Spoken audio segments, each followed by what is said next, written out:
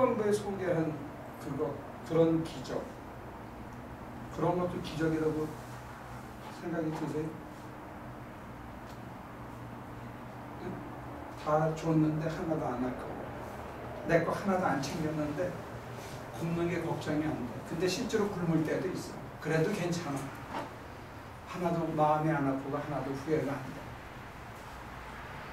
그때 좋았을 때가 있었지.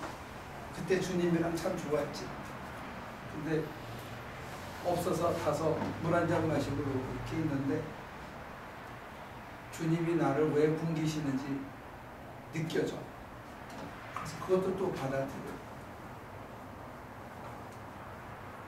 그래서 매를 맞거나 욕을 먹는 자리에 갔는데도 무엇을 미리 말할까 어떻게 할까를 계산을 안 하고 그냥 염려하지 않고 그냥 그 자리에서 그냥 당해. 근데 그냥 받아들여줘.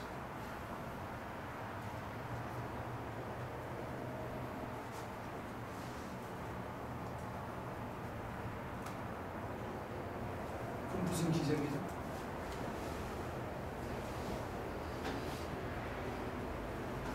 사는 게 불만이 없는 거 무슨 기적이 아닌가?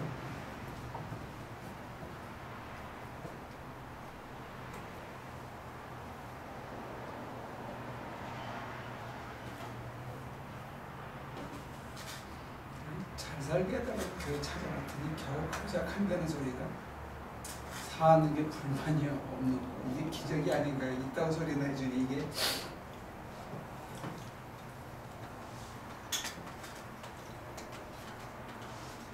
잘 살게 돼도 많이 가진 사람들도 자식들이 다 있고 다 성공해서 잘 사는데도 사는 게 불만스럽고 뭔가 모자라는 게 이렇게 늘 느껴지는 사람들도 적지 않은 것 같아요. 그런 의미에서 제가 말씀드립니다. 어떤 환경도 그냥 괜찮아요. 우리 마음이 그렇지. 하나님께서 우리의 속을 바꿔서 그렇게 세상을 바라보게 하면 그런 건 기적이 아닌 거예요. 어떠세요? 합리성을, 기적을 믿으시는 분께서. 그 남편 앞꼭지를 받아버렸고 뒷꼭지를 받아버렸고 괜찮아요.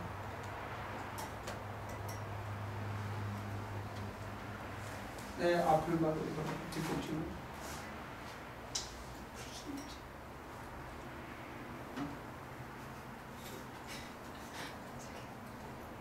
네? 근데 이게 보내서는 안 되는. 웃음이 갑자기 크네. 사람마다 다 아킬레스건이 있는데 자기의 아킬레스건을 쳐다보면서 그럴 수도 있지. 이유가 있겠지. 어떤 데 속을 끓일 때도 있겠죠. 잠시. 그러나 속 끓이다가 주여 하고 그러면서 뭐 이유가 있겠지. 언제나 나보다 옳았으니까. 날 보고 속 끓일 필요 없다라고 말씀하시니까 뭐 이유가 있겠지. 그러고는 이거 해라. 말도 안 되는 거야. 갖다 주래. 알았어요. 하는데 내 속에 앙금이 안 생겨. 그런 의미에서 저와 여러분들이 너무 잔잔한 기적과 잔잔한 행복에 대해서 그 가치를, 그 맛을 잃어버렸어요. 그게 얼마나 소중한가.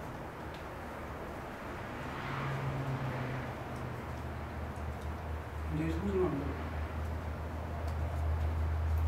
저희가 뻥튀기만 팔아가지고 누룽지가 얼마나 구수한지를 모르고.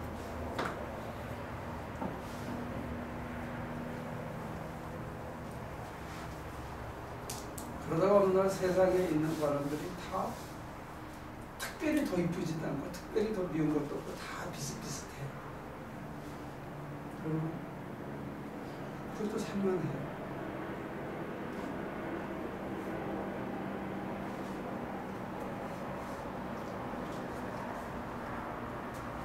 근데 이 경계선을 잘 보셔야 돼요. 제가 이렇게까지만 얘기하면 꼭 스님이 무슨 얘기하는 것처럼 들려요. 그게 제 개인의 고백으로는 하나님이 이렇게 끈을 붙들어 주고 있을 때만 가능하대요.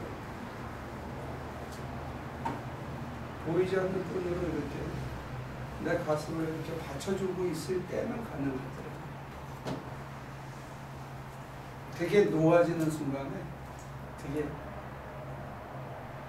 바스러져요. 근데 그게 하나님이 놓으시는 거예요? 아니면 제가 그렇게 느끼는 거예요? 하나님이 놓으시는 건 아니에요. 둘 다. 내가 땡꼬집을 쓰고 끝까지 버티면 하나님이 놓으셔요. 그러면 회복하려면 굉장히 오래 걸려요.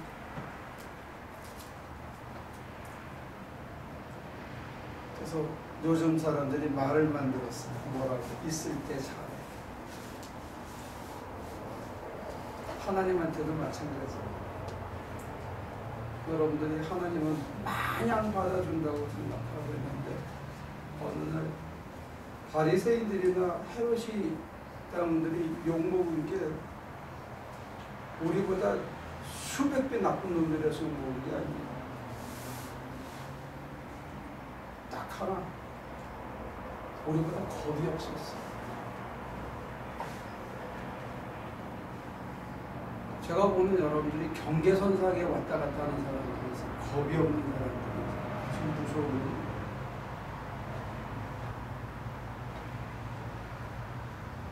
겁이 없어요. 하나님을 두려워할 줄 알아야 되는데 하나님을 두려워할 줄 모르는 사람들이 많아요.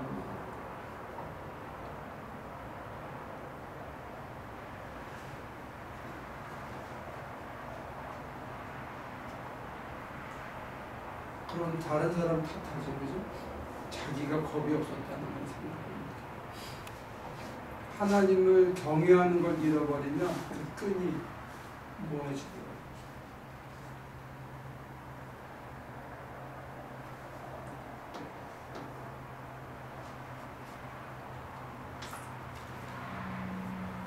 그게 지혜라고 했어요.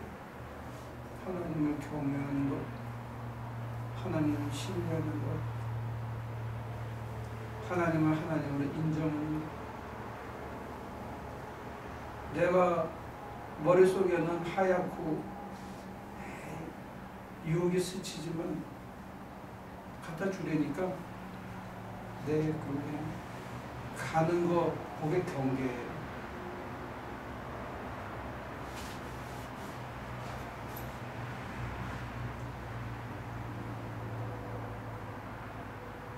여러분들이 얼마나 무모하고 겁이 없는지 아시겠죠?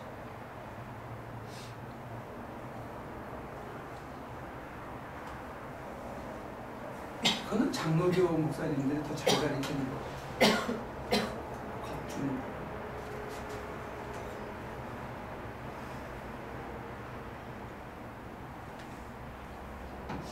그것도 필요해요.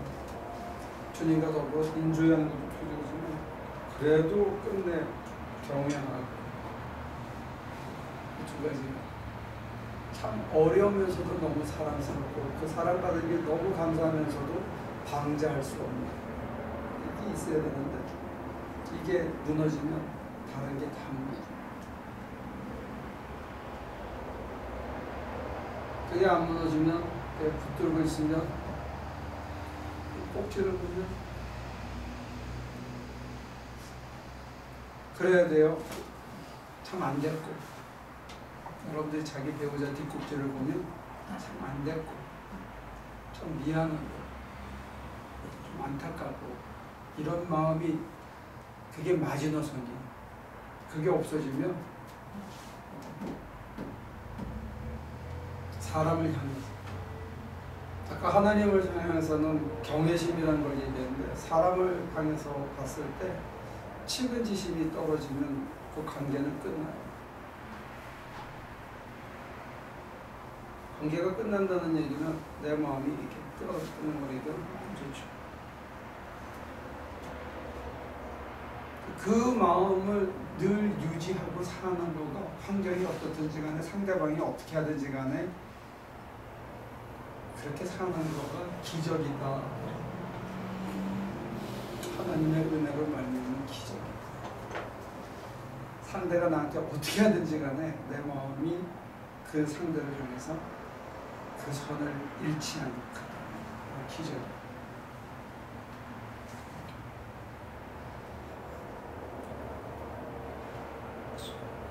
기적이라는 건 하나님이 개입하셨다는 것이 기적입니다. 그걸 기적이라고 부릅니다. 우리는 물고기 2마리, 떡 5개가 5,000명을 먹였다는 걸 기적으로 보는데, 성경이 얘기하는 기적은 뭐냐면 이 사건에 하나님이 개입하셨다.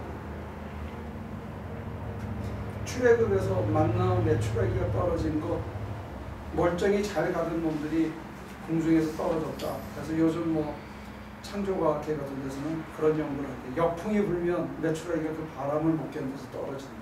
그래서 그것도 설명하려고 그래, 과학적으로. 그리고 뭐 한 계절이 되면 모래 위에 그렇게 녹말가루 비슷한 게 거미줄처럼 내리는 거, 이걸 만내라 그랬단 말이야. 별별 연구를 더 하고 있는데 굉장히 인생이 많은 것 같아요. 그 사건에 하나님이 개입하셨다 하는 걸 우리 기적이라고 해요.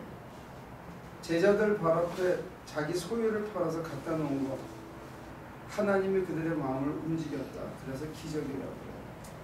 하나님께서 마음을 움직여서 자기 종이 자기하고 한 테이블에 앉아 밥을 먹는데 전혀 불쾌하지가 않아요. 그게 기적이에요. 하나님이 그의 삶 속에, 그의 마음 속에 이렇게 역사해요. 아까 제가 얘기했는 대로 한다면 다 나눠주고도 그냥 좋아. 자기의 마음을 하나님이 이렇게 움직이고 손발을 움직이는 힘을 하나님이 주셨다고 자기는 느끼기 때문에, 그래서 그걸 기적이에요. 기도는 기적을 일으킵니다. 하나님을 가까이 느끼면 그런 기적이 자기 손을 통해서 이루어지는 것을, 하나님께서 일으키시는 것을 경험할 수 있습니다. 그러면 그 기적은 제가 소원해서 이루어지는, 하나님이 들어주시는 거예요? 아니면 하나님 의지로 그냥 마음대로 우리에게 그걸 보여주시는 거예요?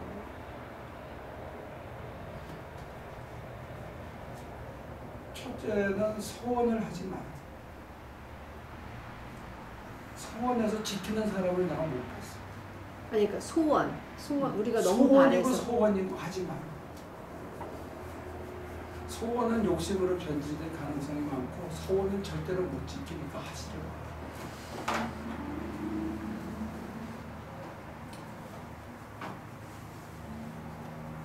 이게 비유가 될지 모르겠는데, 이번에 우리 영훈이가 애를 낳았잖아요. 그지? 영훈이가 낳은 게 아니고 걔 와이프가 애를 낳았어요.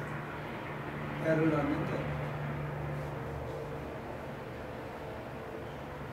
저한테 그 영훈이 아들이 힘이 더 있겠어요? 손자가 더 힘이 있겠어요? 손자. 네? 손자가? 왜?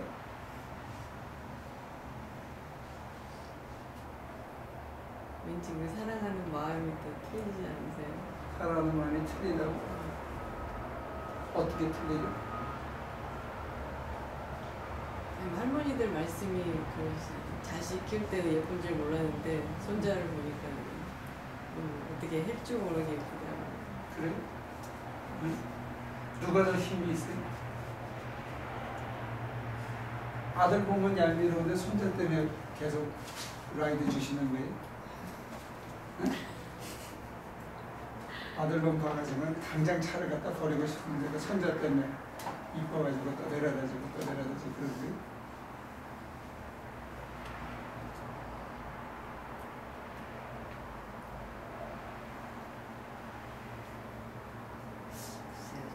나도 내 자식을 낳아서 키울 때는 의무감 때문에 거기에 물려가지고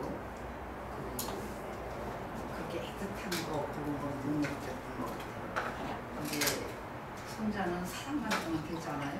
그리고 이제 사람이 좀 성숙해졌잖아요. 그러니까 진짜 하나님의 은혜를 아니까 그게 더 아주 깊이 마음 깊이 사랑하게 되고 그러더라고요. 우리는 말 잘하고 잘 따지고 자기 주장에서 자기 목 챙기고 이런 걸 힘이라고 생각해요.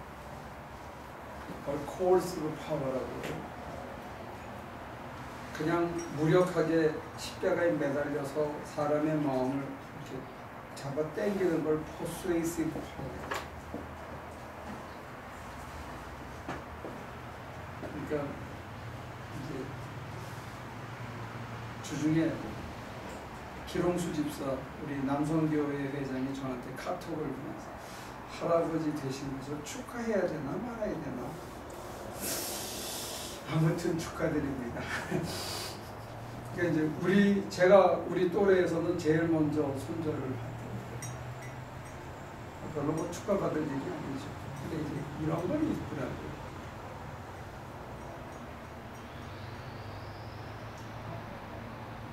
인큐베이터에 들어갔었어요. 잠깐 한 달이 왔다 가가지고. 근데 인큐베이터에 이렇게 눈 가리개를 가리고 누워 있는 모습을 보는데 이게 사람을 끄는 힘이 있어요. 영훈이가 아파가지고 만약에 누워 있다, 다른 우리 교인들이 누워 있었다 하고는 그래서 제가 마음이 잠깐 흔들리는 저를 봤어요.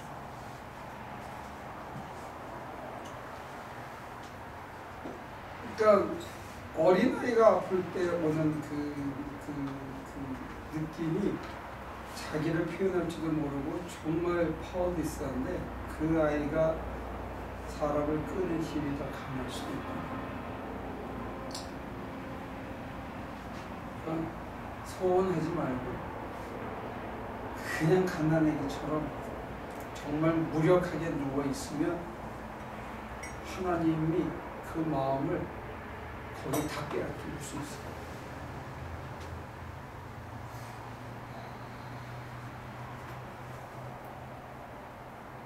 우리는 하나님하고 조목조목 따지고 그래야 이뻐한다고 생각하는데 애들이 너무 발랑까져 보이면 보기 싫거든요. 그냥 애기처럼 그냥 좀 있어주는 것도 좋은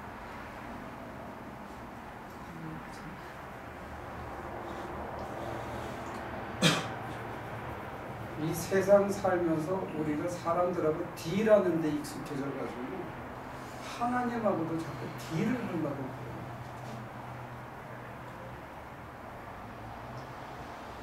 그 마음이 없어져야 하나님이 물 붓듯이 주는 은총을 그냥 받고 주실 때에는 너 다 먹으라고 주는 경우는 거의 없어요. 믿을 만한 놈한테 물 붓듯이 주는 이유는 갖다 주라. 그러고 자기도 배불리 먹는 거야. 근데 제자들한테 줬는데 할렐루야 축복해 주셨네. 자기 곳간에 뒷이 쌓아놓고 그 다음날 가보면 썩어. 자기 애가 그거 먹고 약 먹고 저러고 그런 것처럼 제자들한테 줘서 뭐 우리 또 수학 좋아하니까 5,000명 나누기 10개를 하면 얼마나 2당 480명은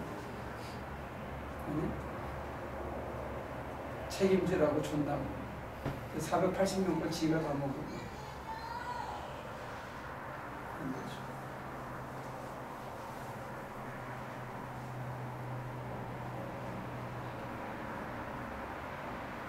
물질의 축복을 받았거든 다른 축복을 받은 사람들이 혼동하지 말아야 됩니다.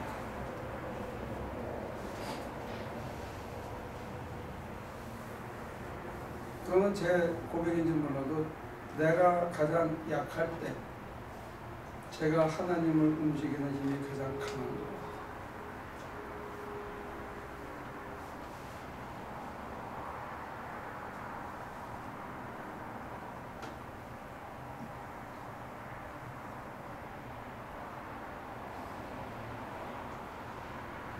애가 요만해도 눈이 똘망똘망해서 지말을 하기 시작하니까 얄미로운 짓을 벌써 시작하더라고요.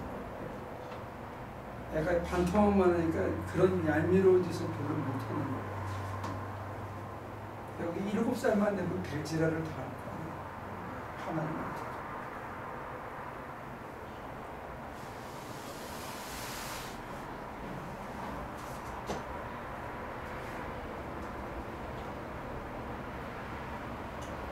그래서 소원 갖지 말고 내게 제일 좋은 거 그걸 가지고 나누고 퍼주고 하면 또 줍시오. 또 나누고 퍼주고 그러면 전혀 다른 디멘전의 기쁨을 맛볼 수 있어요. 우리가 아는 디멘전의 기쁨을 자꾸 구하기 때문에 그 안에서만 보여요.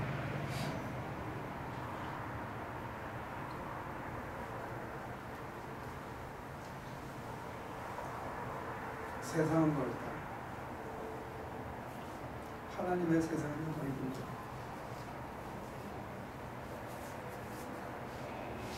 소원이 없으면 무엇을 기도하죠? 무엇을 기도해야만 하나요? 아니, 기도를 통해서 하나님과 가까워진다라고 처음에는 말씀해 주셨었는데, 그럼 이제 기도를 많이 하고 기도를 생활을 하고 그래야 되는데, 한편 소원을 하지 말아라. 그럼 기도라는 게 어떤 내용으로 이루어지게 되나요? 소원이 아무것도 없다면, 소원을 하지 말아야 된다면. 혹시 하여튼 동영상이 있으니까 또 얘기 안 할 수도 있겠다. 대학 다닐 때 연애하고 싶나요? 아니요. 이제 얘기가 잘 안 되죠. 연애할 때 우리 가상의 어떤 이몽룡이하고 성춘이가 있는데, 걔네들이 연애하면 어디 가요? 네. 어딜 가냐? 광활로? 네? 광활로요?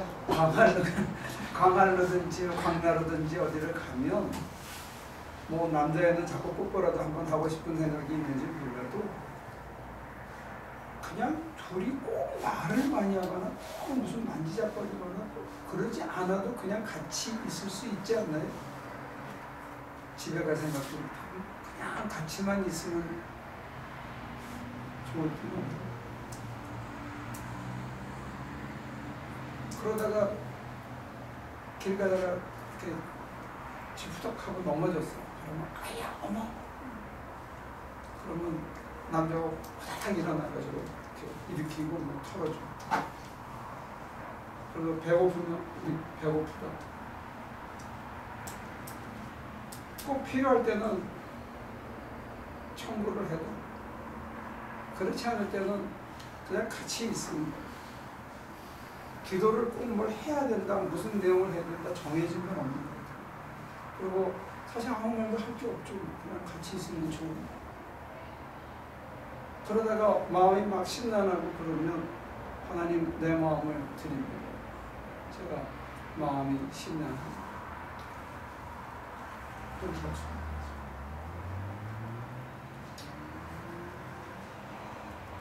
제가 소원을 갖지 말라 라고 얘기했던 이유 중에는 우리는 하나님께 내 생각으로 이거 해주세요 이렇게 얘기하는데 그게 안 맞는 경우가 태반이에요. 그럴 필요 없다라고 대답하시는 거예요. 그거 아닌데 자꾸 거기 매달려 있으니까 그럴 필요 없대요. 그걸 내려놓고 그냥 하나님하고만 있으면 좋으면 그때부터 다른 게 보여요. 여러분들이 자기 생각이 꽉 차 있어서 하나님께서 보여주고 싶어 하시는 걸 못 보고 그 방향으로 가야 되는데 딴 방향으로 자꾸 매달려 있는, 과거에 매달려 있는. 그게 제로가 돼야 딴 게 보이기 시작해요. 그 믿음이 없는 거죠. 내 생각과 내 판단을 내려놓을 만한 믿음이 아직 없는 거예요. 내가 하고 싶은 생각, 거룩하든지 뭐 유치하든지 그 생각을 하나님이 더 낫다는 신뢰가 없어서 내 생각을 홀드하고 있는 거예요. 내 소원이라는 게 하나님이 보시면 그럴 필요 없다는 게 99.99%라니까. 그러니까 아주 안 갖는 게 차라리 나아요. 무가 되면 충만해진다. 무가 되기까지는 하나님을 향한 전폭적인 신뢰가 있어야만 무가 되는 거예요. 더 바랄 게 없어요. 아무것도 원하는 게 없어지는 자리까지 들어요. 이대로 그냥 탁 죽어도 아무 상관이 없어야 됩니다.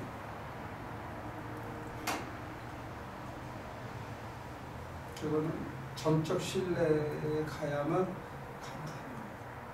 근데 전적 신뢰에서 아무것도 원하는 게 없으면 그때부터 매 순간순간 이 건조한 이 생활 환경 자체가 기적으로 보일 수가 있어요. 광야가.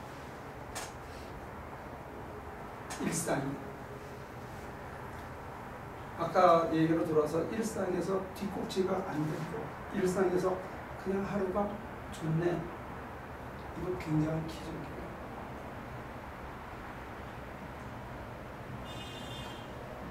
여러분들 자꾸 무슨 향신료에 조미료에 고기에 뭘 자꾸 애답을 해야 재밌다고 착각을 하는 거예요. 그냥 무미건조한 하루하루가 재밌으면 하나가 더해질 때마다 더 재밌을 거잖아요. 그래도 재미없을 것 같아요. 그러면 그걸 또 나눠줍니다.